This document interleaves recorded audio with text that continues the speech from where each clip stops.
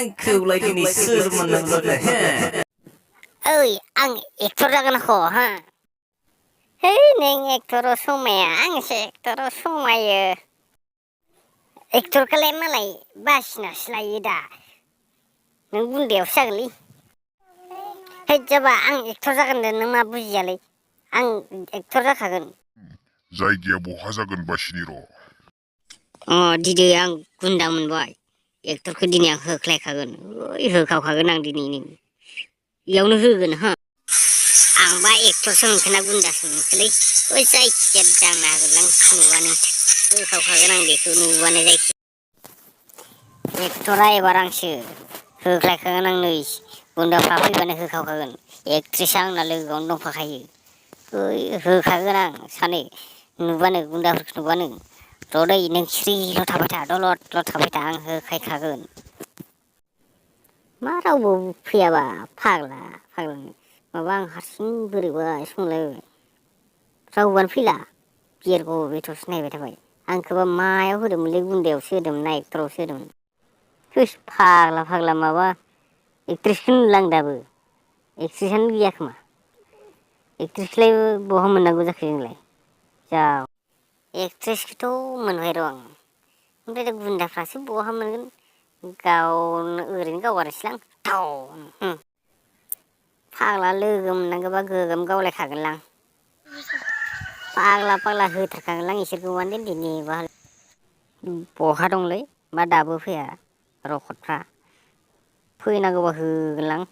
एकस' दायनि लागायना होगोन माथो देन्जार खाथ्रा होखागोन आं बिसोरखौ फैथोल' बे लामाजों फैनो बांगौबा इसोरखौ मा खालामनांगौ जोथारखागोन माथो ओइ गावख्लायजोबखागोन आं बेजों फैनांगौबा होथारखागोन होखाबाय नै याथिउ याथां याथिउ या सेस आसोला होबाय दिनैबा लावबाय बा गुन्दाफ्रा आरो सासे दंबावो माथो याथिउ थिउ याथाम याथाव थुम याथिउ होबाय याथाम एक्टराव नांबाय दानबा गरसे आखायावनो दा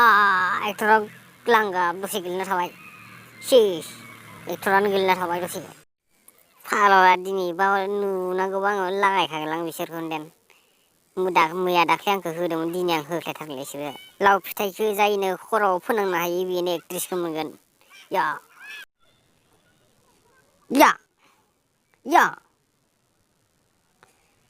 Hwya या एबार होखागोन या ओइ होख्लायगोन आं इसोरखौ लाव फिथाइ फोनांनायाव आंखौ फेजेनदोंना इसोरो आंखौ होख्लायखागोन आं बिसोरखौ दिनै